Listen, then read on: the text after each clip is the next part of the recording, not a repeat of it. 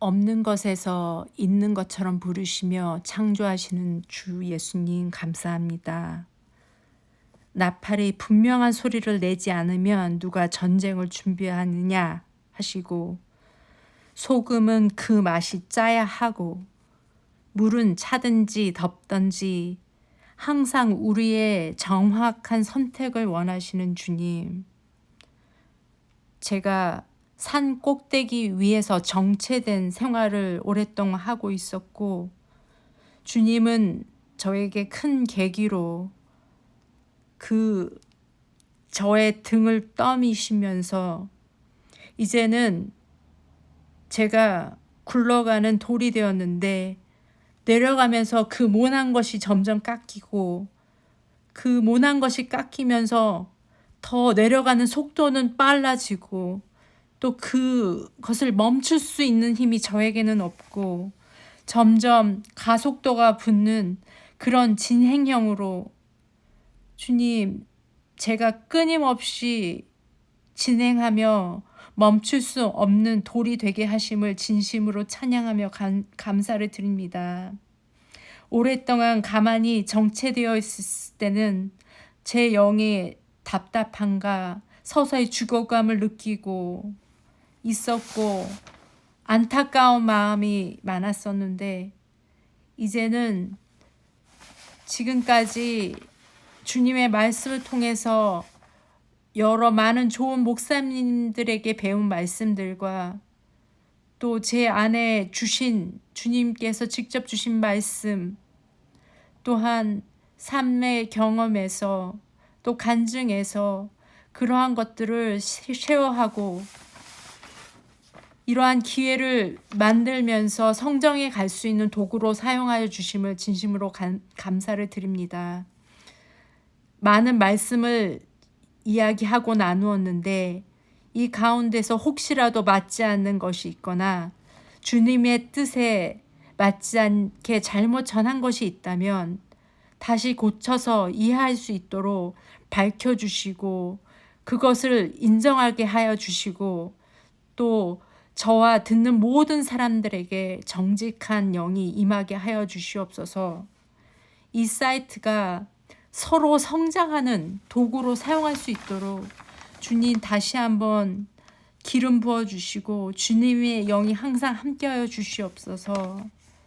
감사드리며 오늘 말씀을 통해서 다시 한번 저희들에게 깨달음을 주시고, 점점 주님과의 관계가 더 깊어지는 그러한 놀라운 시간들이 될 수 있도록 축복하여 주시옵소서. 감사드리며 주 예수님의 놀라우신 이름으로 기도드립니다. 아멘. 오늘은 요한계시록과 또 많은 성경 구절들로서 지금까지 제가 했던 요점들을 더 간단히 정리하고, 또 앞으로 또 어떠한 말씀들을 또 나누고 싶은지 그 비전에 대해서도 말씀을 드리면서 마무리를 하려고 합니다. 요한계시록 1장 1절, 예수 그리스도의 계시라. 예수 그리스도께서 계시하신 말씀이라는 것인데, 이게 이제는 창세기 1장에서 2절에 하나님의 영은 물들의 표면 위에서 움직이시니라. 하나님은 영이라고 그렇게 희미하게 저희들에게 밝혀주셨는데, 이제 책의 처음은 그렇게 시작하셨고, 책의 마지막 장인 요한계시록은 완전히 그 하나님이 누구신지 정확하게 예수 그리스도의 계시라 하고서 정확하게 마지막 장에서는 분명하게 하나님에 대해서 밝혀주고 계시고, 3절에서는 이 대언의 말씀들을 읽는 자와 듣고 그 안에 기록된 그것들을 지키는 자들은 복이 있나니 이는 때가 가깝기 때문이라. 4절, 지금도 계시고 전에도 계셨고 앞으로 오실 분과, 5절, 죽은 자들 중에서 처음 나신 분, 자신의 피로 우리의 죄들에서 우리를 씻으시고 그 모든 분이 예수 그리스도를 가리키고 있습니다. 7절 그분을 찌른 자들도 보겠고 스가랴서 12장 10절과 상통하는 말씀이고요. 8절 나는 알파와 오메가요 시작과 끝마침이라 지금도 있었고 전에도 있었고 앞으로 올 주 곧 전능자가 말하노라. 창세기 17장 1절 아브라함이 99세였을 때 주께서 아브라함에게 나타나 그에게 이르시되 나는 전능자 하나님이니라. 그 전능자 하나님이 예수님으로 말씀하고 계신 것입니다. 그 다음에 18절에도 나는 살아있는 자라 전에 죽었으나 보라 내가 영원 무궁토록 살아있노라. 계시록 2장 6절에 니골라 당의 행위를 미워하는도다 라고 나오셨는데 그 니골라는 사도행전에 보면 성령이 충만한 7 집사로 뽑힌 자 중에 하나인데 이런 구절들을 통해서 본다면 우리가 한 번 구원은 영원한 구원이라고 말할 수가 없고 그 교리는 성경적이지 않다는 것을 볼 수 있습니다. 왜냐하면 그때 당시 초대교회 때 당시에 니골라는 성령이 충만했지만 점점 변화하여서 그 믿음을 잃어버리고 자기의 당을 만들어서 예수님께서는 나도 그 니골라 당의 행위를 미워하는도다 했으니 구원이 있을 수가 없겠죠. 그러한 잘못된 우리 교회 안에 들어온 잘못된 교리들을 더 나중에 집중적으로 살펴보도록 하겠습니다. 2장 23절 나는 곧 속 중심과 마음을 살피는 자인 줄 알리라. 또 내가 너희 행위에 따라 너희 각 사람에게 주리라. 이것은 율법의 행위가 아니고 믿음에서 나오는 자발적인 행위를 말씀하시는 것이겠죠. 야고보서에서도 행위 없는 믿음은 죽은 믿음이라고 했으니까요. 3장 5절에서도 이기는 자 곧 그는 흰옷을 입을 것이요. 그 침례는 곧 우리가 그리스도로 옷 입는 것이고 예복을 입는 것이라고 했는데 여기서도 흰 옷이라는 비유로서 나옵니다. 7절 다윗의 열쇠를 가진 이가 이것들을 말하노니 마태복음 16장 19절 내가 하늘의 왕국의 열쇠들을 내게 주리니 무엇이든지 내가 땅에서 묶으면 그것이 하늘에서 묶일 것이요 무엇이든지 내가 땅에서 풀면 그것이 하늘에서 풀리리라. 그 위에 절 18절 또 내가 내게 이르노니 너는 베드로라 이 반석 위에 내가 내 교회를 세우리니 지옥의 문들이 그것을 이기지 못하리라. 16절 그 전전절에 시몬 베드로가 대답하여 이르되 주는 그리스도시요 살아계신 하나님의 아들이시니라. 베드로는 그 주가 예수님이 예언된 구약에서 예언된 그리스도로 인정했고 살아계신 하나님의 아들 살아계신 거룩하신 영이 육체 안으로 오신 분이라는 것을 메시아라는 것을 인정하는 구절입니다. 그래서 예수님께서 내가 너 위에 교회를 세우리니 하시면서 하늘의 왕국의 열쇠를 베드로에게 주고 그 열쇠로 묶으면 하늘에서 묶일 것이고 땅에서 풀면 하늘에서 풀릴 것이라 하셨습니다. 이 구절들을 풀어보면 시몬 베드로는 확실히 그 예수님이 누구인지를 깨닫고 그 계시를 받았고 그래서 주는 그리스도시요 살아계신 하나님의 아들이라 하셨고 사도행전 2장 38절에서 그 첫 설교를 하면서 그때 처음 초대교회가 베드로의 첫 설교로서 이루어진 것을 예언하셨고 사도행전 2장 38절 이에 베드로가 그들에게 이르되 회개하고 너희 각 사람이 예수 그리스도의 이름으로 침례를 받아 죄들의 사면을 얻으라. 그리하면 너희가 성령을 선물로 받으리니. 성령님이라고 저는 읽지 않습니다. 왜냐하면 그것은 성령 하나님을 지칭하는 것이기 때문입니다.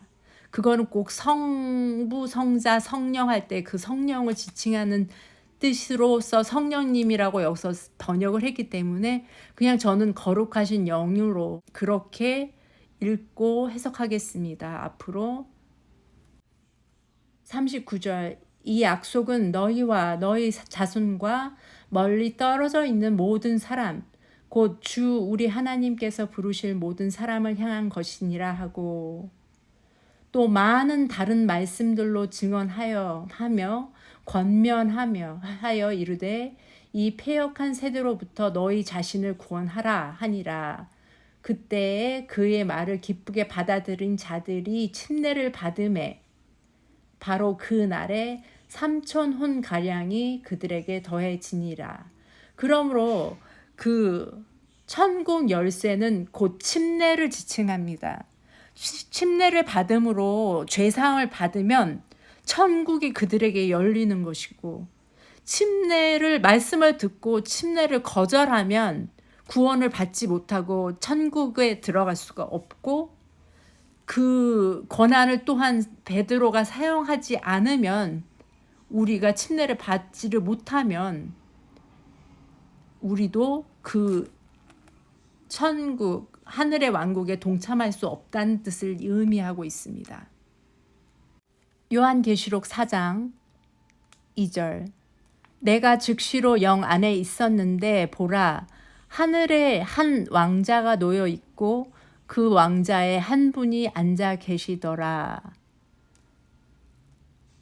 우리가 천국에 가면 그것은 영의 세계니까 사실 이거는 사도 요한의 환상 가운데서 본 것을 기록한 것이기 때문에 물질적인 세계로서 우리가 이해를 하면은 절대로 안 됩니다. 그 사도 요한이 그 본 거에 의하면 한 왕자가 계시고 한 분이 계셨더라 하셨습니다. 제가 하나님에 대해서 오해하고 있었고 하나님을 성부, 성자, 성령의 하나님으로 알고 있었을 때는 보좌가 3개 있는 것이 합당하지 않을까?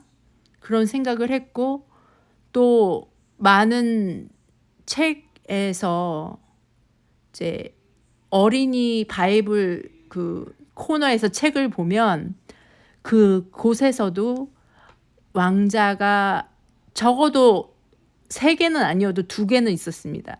큰 왕자 옆에 작은 왕자, 왜냐하면 큰 왕자는 아버지의 왕자이고 작은 것은 예수님 아들의 왕자이기 때문이에요. 왜냐하면 이 구절이 또한 어디서 또 왔냐면 시편 110편 1절 주께서 내 주께 말씀하시기를 내가 내 원수들을 내 발받침으로 삼을 때까지 너는 내 오른편에 앉아 있으라 하셨도다. 이런 구절들 때문에 상당히 오해하기 쉬운 그런 부분들입니다. 확실히 아버지가 계신 것 같고 또 아들이 따로 있는 것처럼 보이는 구절들이잖아요. 성경에 이런 구절들만 모아서 따로 더 자세히 공부하겠는데요. 일단은 하늘의 나라는 영의 세계입니다. 우리처럼 뭐 오른편, 왼편, 또 진짜 왕자가 있는 것이 아니고 영의 세계인데 우리가 알아듣기 쉽게 이렇게 표현한 것이고, 내 오른편에 앉아 있으시라는 것은 그 권력을 다시 회복했다는 뜻인데, 이제 예를 들어서 너는 내 오른팔이야 하는 것은 내 권력의 동반자란 뜻이잖아요. 뭐 그런 식으로 여러 가지 해설을 할 수 있는데, 이런 구절들이 상당히 많고 그런 오해들을 하나하나 나중에 다른 시간을 통해서 더 풀도록 하겠습니다. 대표적인 또 구절 중에서 요한계시록 8장 10절, 큰 음성으로 외쳐 이르되 구원이 왕좌에 앉으신 우리 하나님과 어린 양께 있도다 하더라. 이것은 약간 번역의 문제입니다. 우리 하나님과, 그것이 히브리어로 카이인데요. 그것은 and가 아니고 even, 곧, 똑같이 앞에 말과 뒤에 말이 똑같은 곧, 우리 하나님, 곧 어린 양께 있도다 이렇게 번역을 해야 되는데, 우리 하나님 그리고 어린 양, 그러면 하나님 따로 어린 양 따로처럼 느껴지는 뉘앙스잖아요. 왜냐하면 저는 지금 킹 제임스 버전 흠정역을 읽고 있는데, 그분이 아마도 믿고 있는 신관이 카톨릭적인 하나님이실 거라고 생각합니다. 번역을 이렇게 했으니까요. 근데 정확히 번역을 하면 우리 하나님 곧 어린 양이 됩니다. 그런 구절들이 꽤 많아요. 그런 구절들을 나중에 찾아서 함께 보도록 하고요. 이거는 결국 한 분을 뜻하는 것입니다. 두 분을 뜻한 게 아니시고요. 요한계시록 10장 7절, 일곱째 천사가 음성을 내는 날들에, 즉 그가 나팔을 불기 시작할 때에 하나님의 신비가 그분께서 자신의 종 대언자들에게 밝히 드러내신 것 같이 이루어지리라 하더라. 디모데전서 3장 16절, 논쟁의 여지가 없이 하나님의 성품의 신비는 위대하도다. 하나님께서 육체 안에 나타나시고 성령 안에서 의롭게 되시고 천사들에게 보이시고 이방인들에게 선포되시고 세상에서 믿기시고 영광 속으로 올려져서 영접을 받으셨느니라. 하나님의 신비는 자신의 종 대언자들에게 밝히 드러내신 것 같이 이루어지리라 하셨습니다. 어떻게 거룩하신 영이 우리같이 초라한 육체 안으로 오셔서 죽임을 당하시고 다시 부활하셔서 그 죽음으로 말미암아 그 믿는 모든 자들이 함께 부활을 할 수 있도록 하신지, 그 신비는 너무나 놀랍고 위대한 것입니다. 그것들이 비밀이고 자신의 종 대언자들에게는 드러나신다는 것을 알려주시고 있습니다. 계시록 12장 17절, 용이 여자에게 진노하여 그녀의 씨 중에서 남은 자들 곧 하나님의 명령들을 지키고 예수 그리스도의 증언을 가진 자들과 전쟁을 하려고 가니라. 하나님의 명령을 지키는 자들이 곧 예수 그리스도의 증언을 가진 자들과 동일한 인물들입니다. 14장 1절, 또 내가 바라보니 보라, 어린 양께서 시온산 위에 서 계시고 그분과 함께 14만 4천이 있는데 그들의 이마 안에는 그분의 아버지의 이름이 기록되어 있더라. 요한복음 7장 6절 아버지께서 세상에서 내게 주신 사람들에게 내가 아버지의 이름을 나타내었나이다. 영이신 하나님께서 우리들에게 직접 우리와 같은 몸으로 오셔서 우리에게 그분 자신의 이름을 밝혀주신 것입니다. 요한계시록에서 나오는 어린 양, 사람의 아들 같은 분, 다 예수님을 지칭하고 있는 것입니다. 요한계시록 16장 15절 내가 도둑같이 오나니 깨어 있어 자기 옷을 지키고 벌거벗고 다니지 아니하여 그들에게 자기 수치를 보이지 아니하는 자는 복이 있도다. 요한계시록에서는 상당히 예복과 옷 이야기, 흰 옷을 지키는 그런 이야기들이 상당히 많은데요. 갈라디아서 3장 27절을 보겠습니다. 너희 중에서 그리스도 안으로 침례를 받은 자는 다 그리스도로 옷 입었느니라. 베드로전서 3장 21절 그 일과 동일한 모형, 그 일은 노아의 방주 사건에서 방주 안에서 물로 말미암아 구원받은 자가 8혼이라는 그 일과 동일한 모형, 곧 침례가 예수 그리스도의 부활로 말미암아 이제 또한 우리를 구원하나니 이것은 육체의 더러운 것을 제거하는 것이 아니요 선한 양심이 하나님을 향하여 응답하는 것이니라. 노아의 방주 때에 구원받은 사람은 그 세상 가운데에서 딱 8혼이었는데 그 일과 동일한 모형, 곧 침례가 우리를 구원하나니라고 하셨고 그것이 하나님을 향하여 응답하는 것이고 하나님과의 관계 회복을 뜻하는 것입니다. 마태복음 7장 13절 너희는 좁은 문으로 들어가라. 멸망으로 인도하는 그 문은 넓고 그 길이 넓어 거기로 들어가는 자가 많고 생명으로 인도하는 그 문은 좁고 그 길이 좁아 그것을 찾는 자가 적으니라. 여기에서 침례를 다시 한번 강조하자면 그것은 율법의 행위가 아니고 믿음의 고백의 의식이고 믿음의 행위인 것입니다.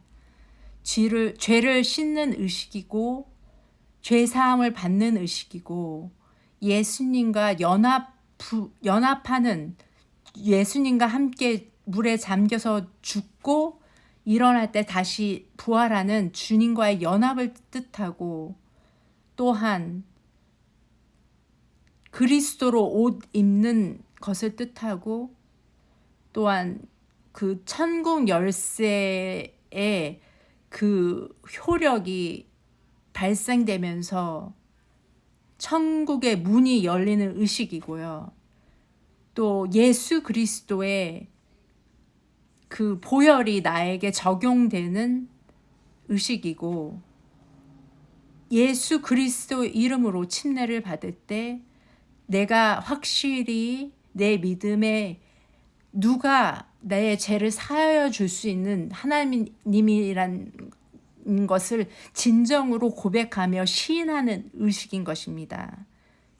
진실한 마음속으로 우러난 믿음의 고백이며 진실한 하나님을 부르는 것이죠.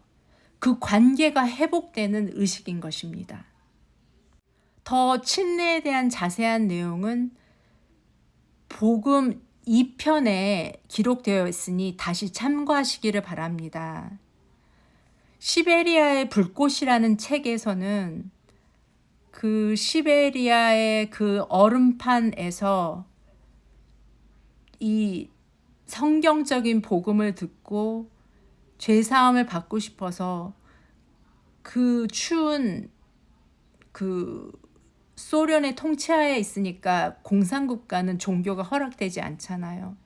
그래서 밤에 몰래 그 추운 곳에서 얼음을 깨서 그 얼음물 속으로 들어가 잠겼다가 내려오는 의식을 그렇게 죽음을 무릅쓰고 했고, 또 지하교회, 중국 지하교회에서도 그 공산국가에서 종교가 금지되었기 때문에 그러한 비슷한 사례로서 침례를 받는 이야기를 들었고, 이것은 직접 그 지하교회 선교사님, 목사님으로 계신 분이 제가 있는 캐나다에 오셨을 때 들은 간증입니다. 그리고 또한 아프리카에서도 동일한 복음을 듣고, 그 물이 없는 곳이지만 며칠을 걸어서 물을 찾아서 침례를 받고 죄사함을 받기 위해서 그렇게 침례를 받은 사례들이 있습니다.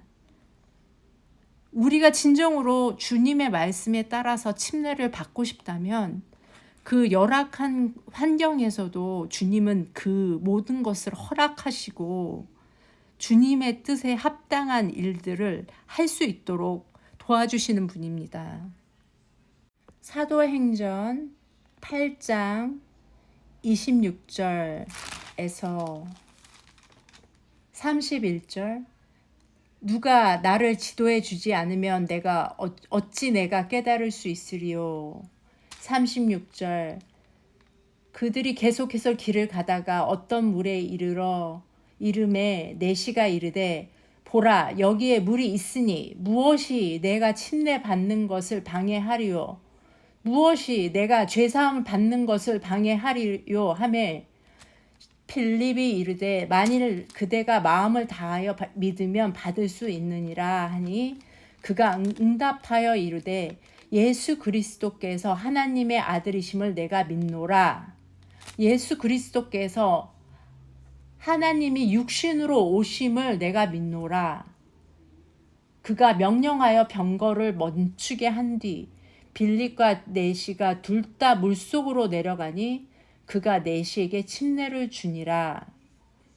그들이 물속에서 나와 올라올 때 주의 영께서 빌립을 채워 가심으로 내시는 그를 더 이상 보지 못하더라. 내시는 기뻐하며 자기 길을 가되, 그러면서 이 이디오피아 내시가 길에서 이사야서를 읽다가 이 뜻을 도저히 모르겠다.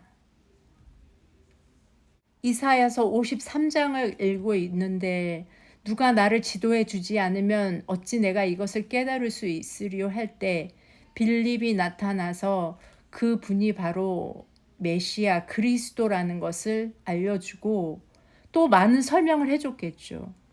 죄사함을 받기 위해서 침례를 받으라는 얘기를 했으니까 그들이 물을 발견했을 때 내시가 침례 받는 것을 원했고 침례를 받을 수 있었던 겁니다. 그러니까 누가 나를, 무엇이 내가 침례 받는 것을 방해하리요? 누가 내가 죄사함 받는 것을 방해하리요? 이런 뜻이죠.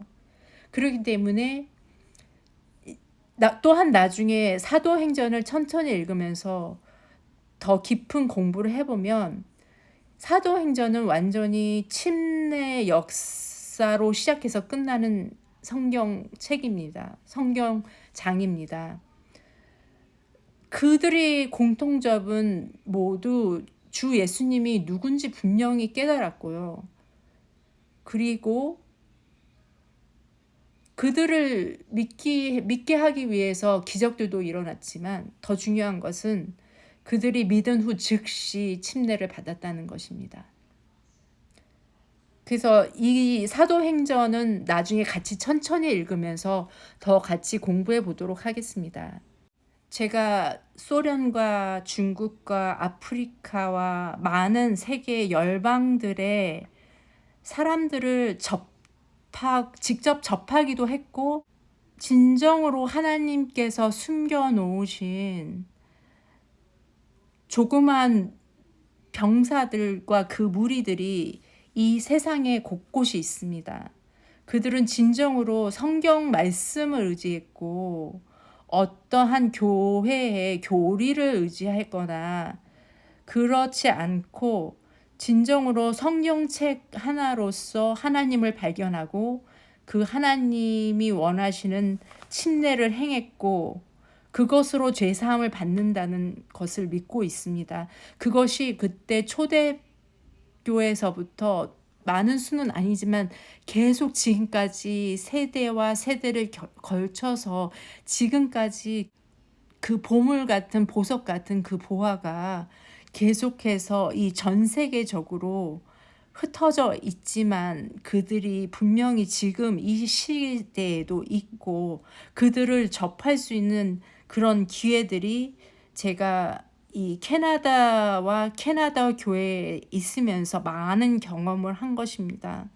그럼으로써 용기를 잃지 않고 이 복음을 진정으로 믿고 나뿐만 아니라 모든 전 세계 열방에 전하고 싶은 그러한 마음이 있었습니다.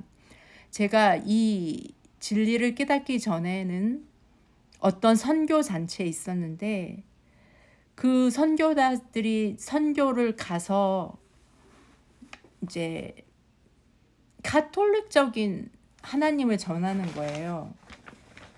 예를 들면은 저도 그렇게 전했는데요. 어떻게 복음을 전하냐면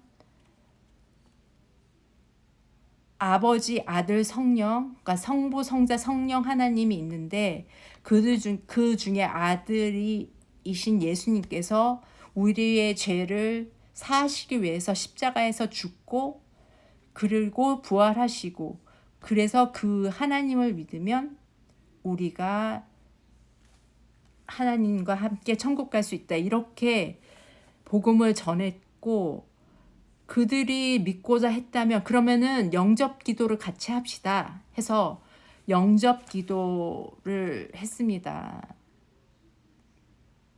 제가 죄인이고 그 모든 것에 죄를 사하여 주셔서 감사하고 앞으로 하나님을 믿게 하기 위해서 거룩한 영으로서 인도하여 주시라고 그렇게 한 구절 한 구절 따라하면서 그들이 아멘 하면 너무나 축하합니다. 당신은 이제 예수님의 자녀가 되었습니다 하고서 그렇게 진실하고 사랑의 마음으로 전했어요. 그때는 신실하게.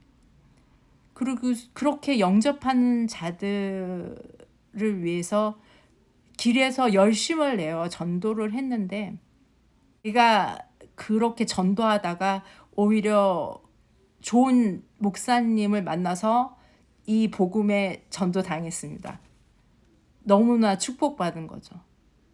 그런데 저는 분명히 그 호기심이 많고 그 구절을 주셨는데 이사야서 9장 6절에 그 한 아이와 그 아들이 영존하신 아버지라는 구절을 처음 접했을 때 제가 너무 놀란 거예요. 왜냐하면 어떻게 아들이 아버지가 되는지 전혀 이해를 못하는 거예요. 아들은 아들이고 아버지는 아버지인데 왜 여기 이 구절에서는 그 아기와 그 아들이 아버지라고 할까? 너무나 고민이 돼서 많은 사람들한테 우리 같이 기도하는 자들에게도 물어봤는데 별로 저처럼 관심이 없는 거예요.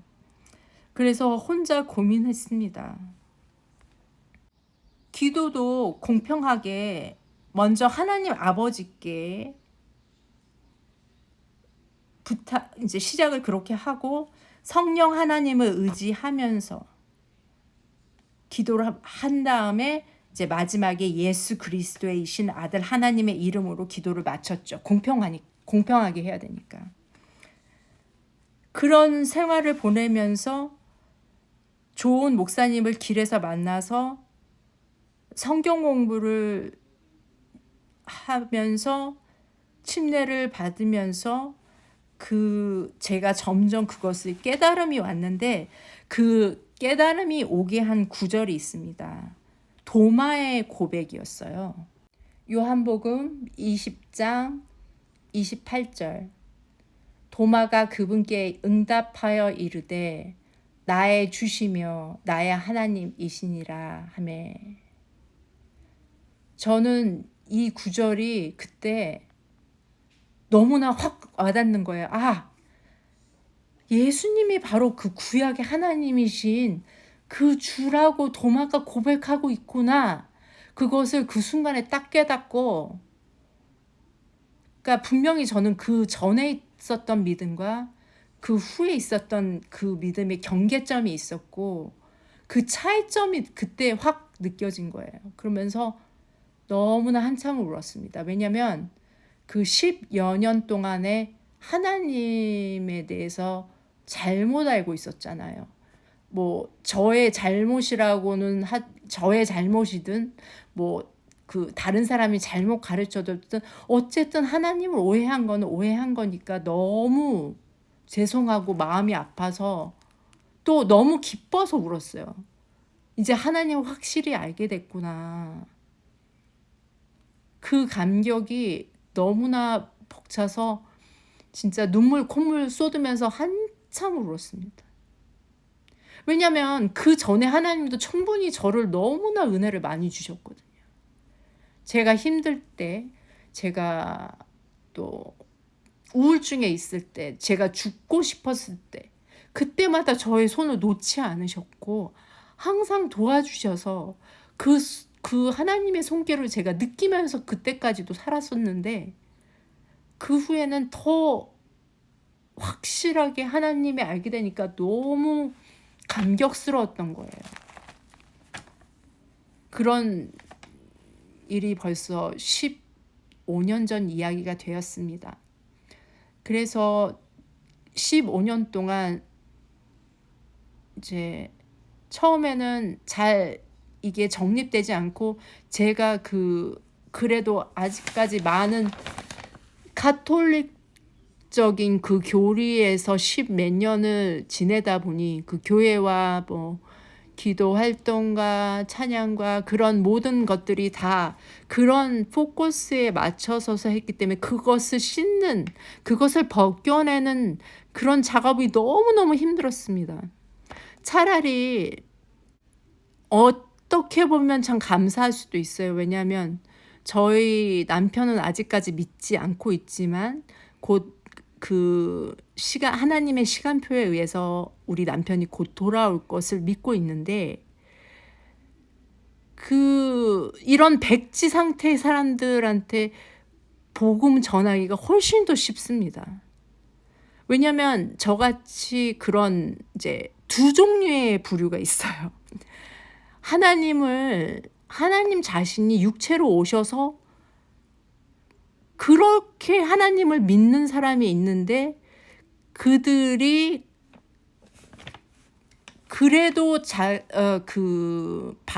바벨로니안 교리, 캐톨릭의 교리를 하나님을 믿는다고 하는 거예요.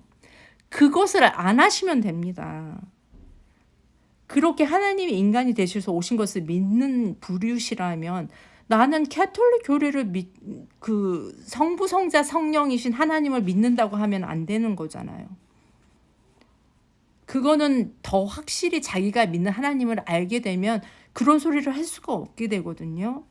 그런 부류가 있고, 저 같은 경우에는 완전 클래식 정통 그 카톨릭 교리를 믿는 교회에 있었는데요. 그것이 대부분의 교회입니다. 사실은 외국 교회이든 한국 교회이든. 그렇게 저는 성부, 성자, 성령, 하나님 아버지, 하나님 아들, 아들 하나님, 하나님의 아들은 달라요. 하나님의 아들이라는 개념은 하나님, 영이신 하나님이 육신을 입고 오셨다는 유대인들이 믿고 있는 하나님의 아들의 개념이고요. 그게 그리스도고 메시아의 개념이고, 아들 하나님은 성자란 뜻이에요.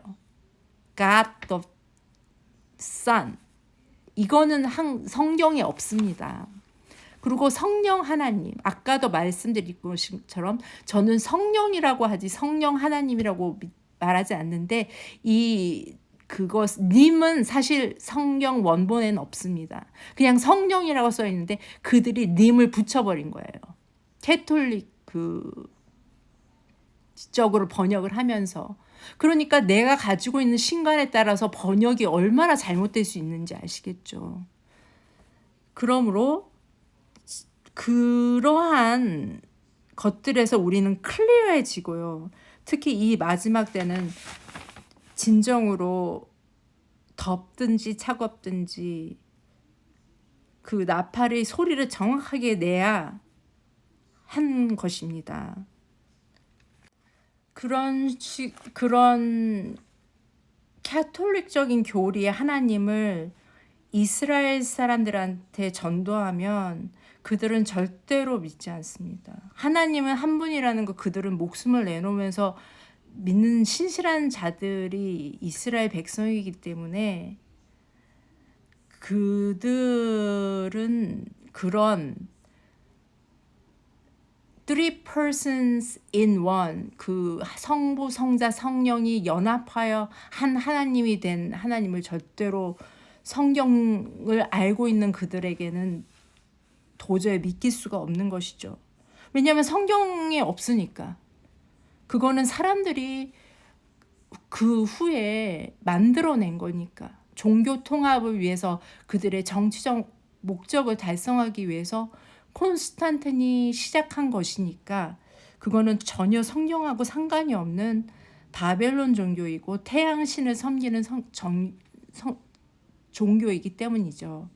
이것은 또 나중에 사실은 더 진리를 선포하고 싶지만 이것이 너무 걸림돌이 되고 너무나 방해를 주는 요인이기 때문에 나중에 한 번 더 자세히 바벨론 종교의 그 유래와 어떻게 해서 우리 교회에 들어오게 됐으며 우리에게 지금까지 어떤 세력을 미치고 있는지에 대해서 한번 이야기를 나눠보도록 하겠습니다.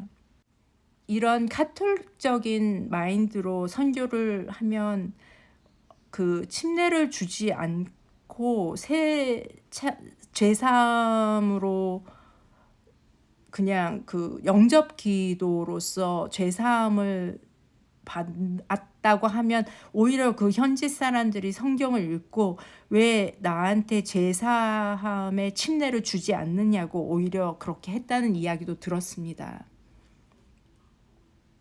그럼 어떤 분은 그럼 성경적으로 침례를 받지 않는 자들은 구원이 없단 말이냐?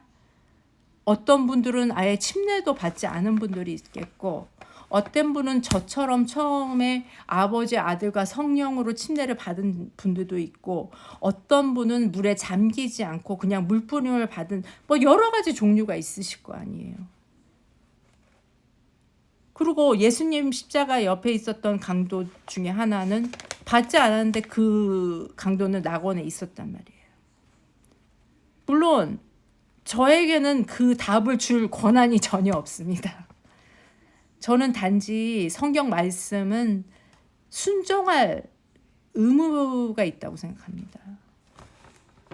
그 몰랐던 구절들이 발견되었다면 불순종하고 맞설 생각을 하지 않고 그냥 순종하고 제가 이해하지 못하는 구절들이 너무 많으니까 순종할 그러한 자세로서 그 순종하는 것이 의무라고 생각하지 반항할 권리는 없다고 생각합니다.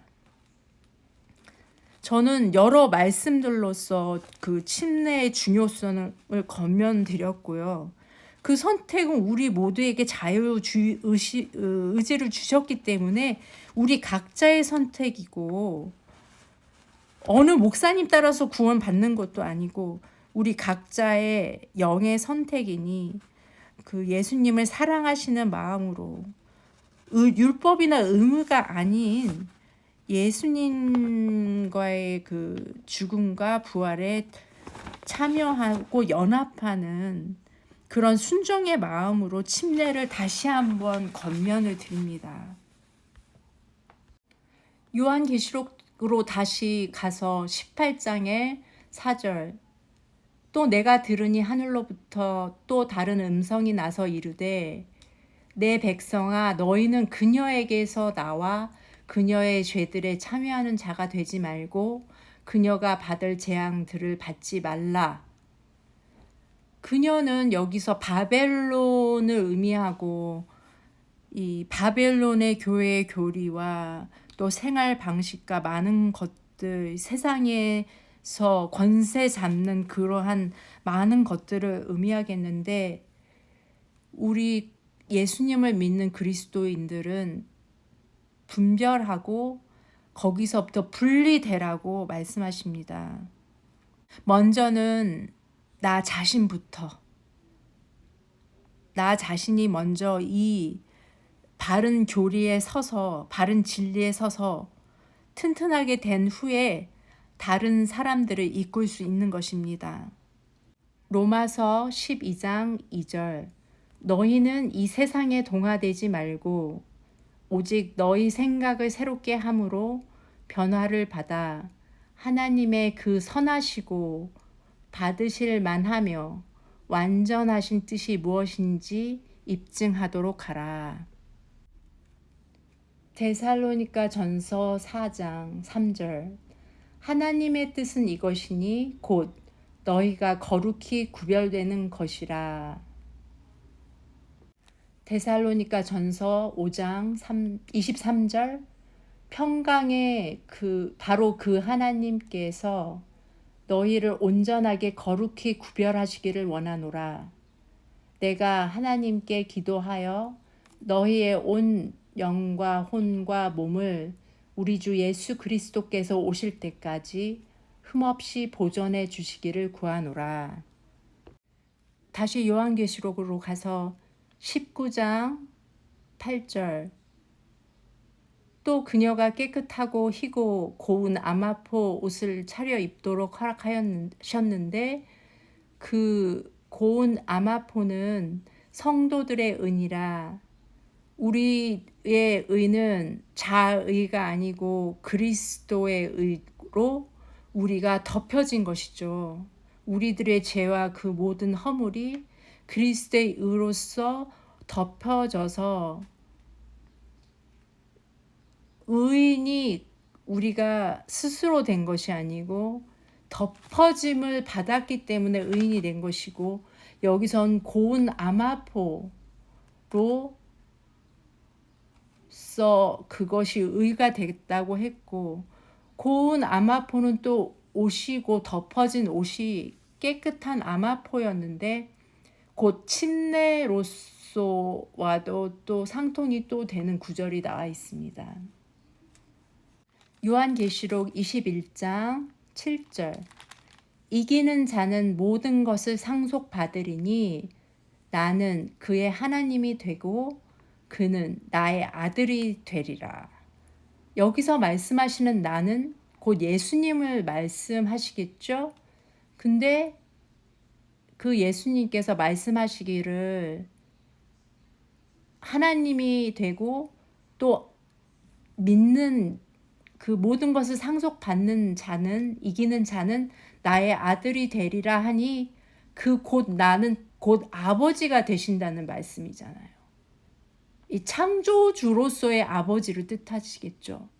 저와 이 세상 만물, 하늘과 땅 그 안에 있는 모든 것을 창조하신 주, 그러니까 모든 것의 아버지가 되시는 건데 우리는 그 자녀들, 아들이 되는 거예요. 끝맺음으로 다시 한번 성경 말씀으로 정리하면 신명기 6장 4절, 오 이스라엘아 들으라, 주 우리 하나님은 한 주시니.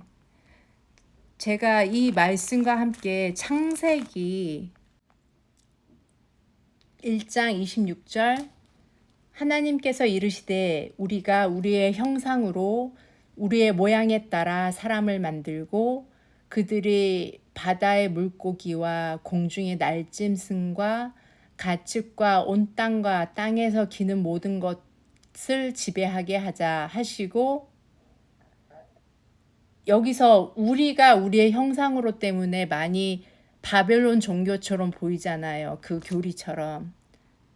우리의 그러니까 복수이고 하나님 아버지도 있어야 되고 아들 하나님도 있어야 되고 성령 하나님도 있어야 되는데 사실 그 수가 세 분이라고는 확실히 나와 있지 않고 그냥 그렇게 그 시각에서 보면은 이 말씀이 너무 맞는 것 같은데 또한 27절에서 보면 자신의 형상으로 해서 his own image로 단수로 바뀝니다. 그리고 31절에서 자신이 만든 것을 보시니 그래서 he had made 또 단수로 나오고 제가 또 많은 구약 성경 중에서 다 내가 말하노니 하면서 단수로 다 시작된다고 했잖아요. 그러니까 복수로 좀 되는 부분이 이 부분이 있고 빠트린 부분이 있어서 제가 참조로 더 지금 설명을 해드리자면 물론 이 구절은 다시 바벨론 종교의 교리처럼 보이는 그런 구절들을 모아서 한꺼번에 할 때 다시 하겠습니다. 하나님께서는 보이지 않는 세계를 먼저 만드시고 보이는 세계를 만드셨는데 창세기 3장 22절 주 하나님께서 이르시되 보라 남자가 우리 중에 하나같이 되어 선악을 알게 되었도다. 여기서 보면 우리 중에 하나같이 되어 라고 했으니까 이거 캐톨릭적인 교리 아니냐 이렇게 말씀하시는 분들이 많단 말이에요. 그런데 자세히 더 읽어보면 이것은 아담과 이브가 타락한 후에 가죽옷을 만들어 입히시고 주 하나님께서 말씀하신 거예요. 남자가 우리 중에 하나같이 되어 선악을 알게 되었도다. 이게 좀 나쁜 의미처럼 되었잖아요. 죄를 진 후에 우리 중에 하나가 되어 선악을 알게 되었도다. 하나님 중에 우리 중에 하나이면 그 세 분 중에 아들 하나님을 말하는 겁니까? 성령 하나님을 말하는 겁니까? 아버지를 말씀하시는 것입니까? 그리고 하나님이면 좋은 분이고 좋은 영인데 나쁜 의미로 그 죄를 진 남자가 우리 중에 하나같이 되어 선악을 알게 되었다고 하셨잖아요. 이거는 좋은 의미가 아니고 하나님 그 세 분 하나님 중에서 한 분 하나님이란 소리가 아닌 것 같은데요.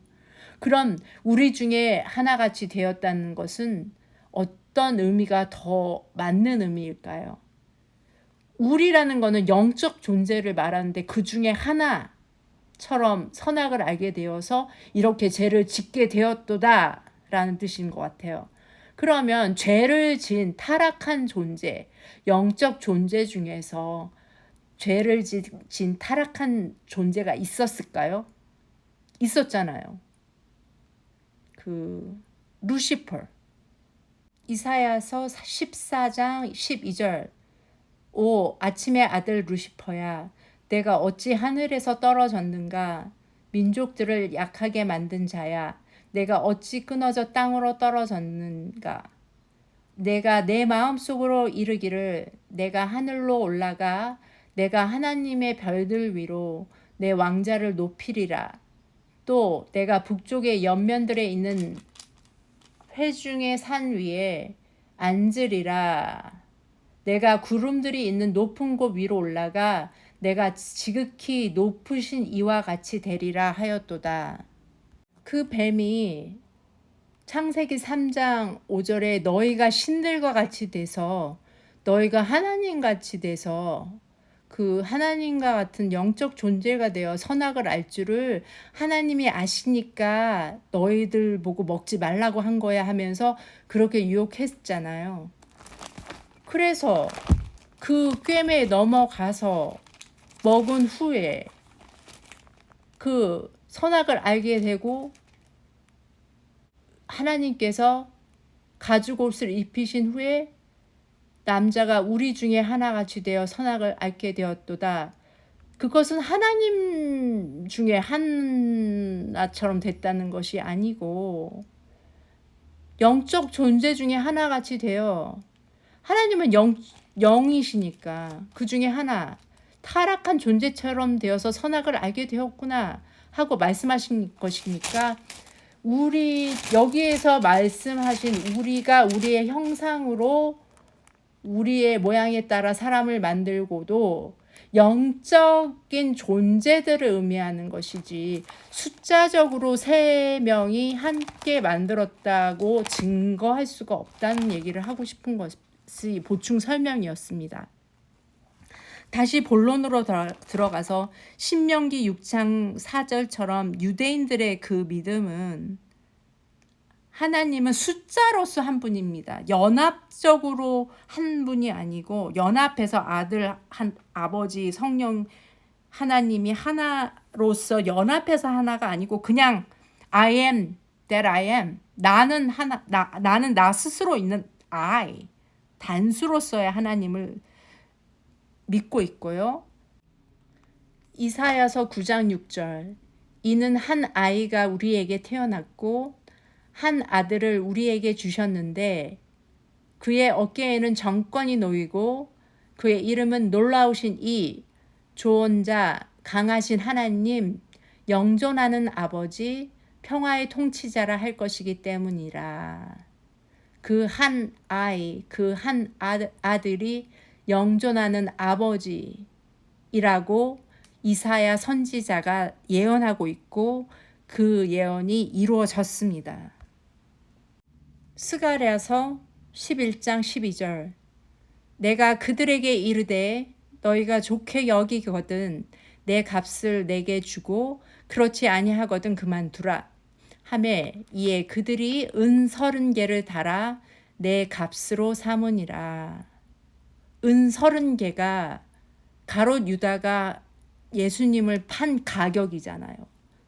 근데 그것을 이미 스가랴 선지자가 예언을 하고 있습니다. 내가 단수고 내 자신의 값이라는 뜻이겠죠. 스가랴서 12장 10절 내가 다윗의 집과 예루살렘 거주민들 위에 은혜의 영과 간구하는 영을 부어주리니 그들이 나 곧 자기들이 찌른 나를 바라보고 사람이 자기 외아들을 위하여 애곡하듯 그를 위하여 애곡하며 사람이 자기의 처음 난 자를 위하여 쓰라리게 슬퍼하듯 그를 위하여 쓰라리게 슬퍼하리로다. 스가랴서 14장 9절 또 주께서 온 땅을 다스리는 왕이 되시리니 그 날에는 한 주만 계시며 그분의 이름도 하나만 있으리라. 고린도전서 8장 6절 우리에게는 오직 한 하나님 곧 아버지가 계시나니 모든 것이 그분에게서 났고 우리도 그분 안에 있노라. 또 한 주 예수 그리스도가 계시나니 모든 것이 그분으로 말미암아 존재하고 우리도 그분으로 말미암아 존재하느니라. 이 말의 첫 번째 문장과 두 번째 문장이 똑같은 의미로서 다시 반복되고 있는 것입니다. 처음에는 오직 한 하나님 곧 아버지라고 했다면 또 한 주 예수 그리스도로서 똑같은 말을 다르게 표현하고 똑같은 의미로서 모든 것이 그분에게서 났고 두 번째에서는 그분으로 말미암아 존재하고 다 똑같은 의미를 다르게 표현한 것이죠. 곧 한 분 하나님으로서 지칭하고 있습니다. 고린도후서 11장 4절 만일 누가 가서 우리가 선포하지 아니한 다른 예수를 선포하거나 혹은 너희가 받지 아니한 다른 영이나 너희가 수용하지 아니한 다른 복음을 받게 할 때에 너희가 그를 잘 용납하는도다. 제가 처음 10몇 년을 다른 예수님을 선포했고 다른 영에 의해서 다른 복음을 전했습니다. 그것을 회개하고 솔직히 인정하면서 이제는 그것을 되돌이키고 진리를 선포하기 위해서 지금 목소리를 내고 있는 것입니다.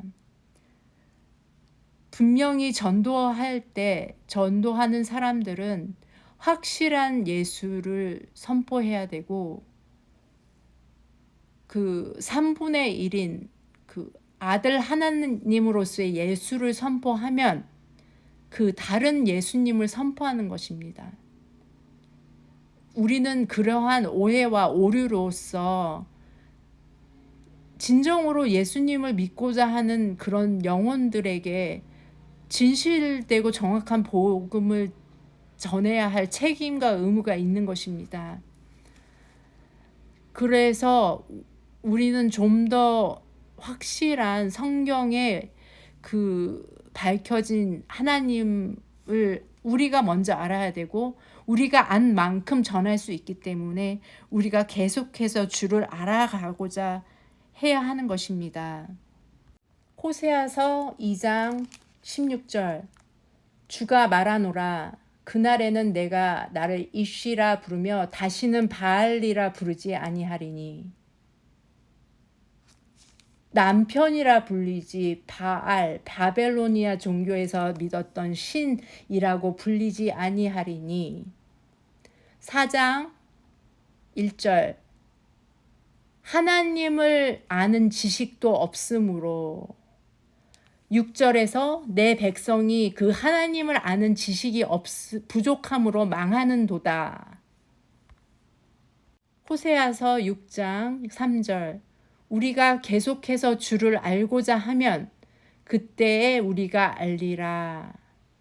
그분의 나아오심은 아침같이 예비되어 있으며 그분께서는 비같이 곧 땅에 내리는 늦은 비와 이른 비같이 우리에게 임하시리라.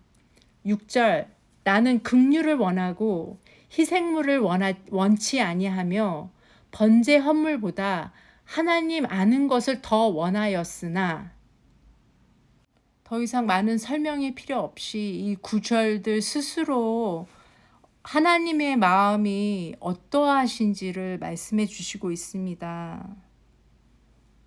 지금까지 많은 성경 구절들을 통해서 하나님이 누구시고 그 예수님이 누구시고 또 구원의 방법과 또 우리 자신들에 대해서 또 우리가 오해하고 있는 많은 것들 조금씩 나눠 봤는데요. 아직도 부족하고 하고 싶은 토픽과 이야기들이 너무나 많습니다.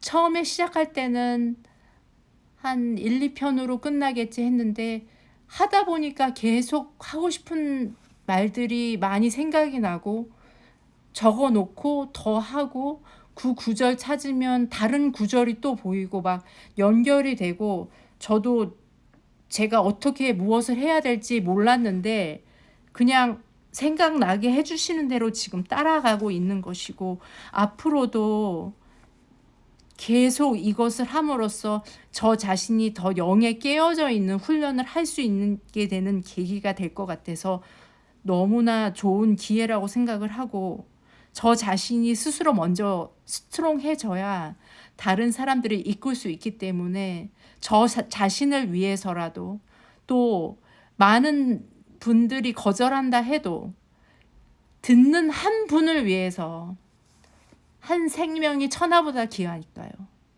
한 영혼이 천하보다 귀하니까 어디에 계시는 분인지는 모르지만 한 분이라도 들으실 수 있다면 저는 그것으로 너무나 만족합니다. 물론 많은 분들이 이 사이트에 와서 말씀을 듣고 진정으로 예수님을 믿게 된다면 그리고 제사함을 받고 그것을 시작으로 거룩한 삶, 분리된 삶을 살 수 있다면 너무나 해피한 일인데 설사 그렇지 않고 딱 한 사람을 위해서라도 저는 이것을 계속 하고 싶습니다. 그렇게 할 수 있도록 제가 그 산 꼭대기에서 굴러가는 돌이라고 했는데 그 모난 돌이 계속 깎일 수 있도록 그런데 멈추지 않고 계속 굴러갈 수 있도록 많은 분들의 기도와 격려가 필요합니다. 부족하지만 격려해 주시고 서로 같이 성장하고 예수님의 오실 날을 준비하는 그런 기름을 준비하는 신부로서 같이 더 격려하고 더 단단히 그 그리스도의 몸으로서 더 강건해지는 그러한 마지막 때를 준비하는 모든 귀한 형제 자매님들이 되었으면 좋겠습니다. 앞으로 알고 싶었던 부분들이나 궁금한 구절, 뭐 여러 가지 토픽의 그 질문들이 있으면 그것을 댓글에 달아주시고 그것을 제가 또 공부하고 기도해서 또 올릴 수 있도록 하겠습니다. 우리 같이 성장하고 주 예수님의 같이 오셨을 때에 같이 영원토록 예배하고 찬양하는 그러한 날이 속히 올 수 있도록 우리 모두 그 날들을 갈망합니다. 이 성경 구절 데살로니가 전서 4장 16절에서 17절로 말씀을 마치겠습니다. 주께서 호령과 천사장의 음성과 하나님의 나팔 소리와 함께 친히 하늘로부터 내려오시리니 그리스도 안에서 죽은 자들이 먼저 일어나고 그 뒤에 살아서 남아있는 우리가 그들과 함께 구름들 속으로 채어 올라가 공중에서 주를 만나리라. 그리하여 우리가 항상 주와 함께 있으리라. 그러므로 이 말씀들로 서로 위로하라. 아멘.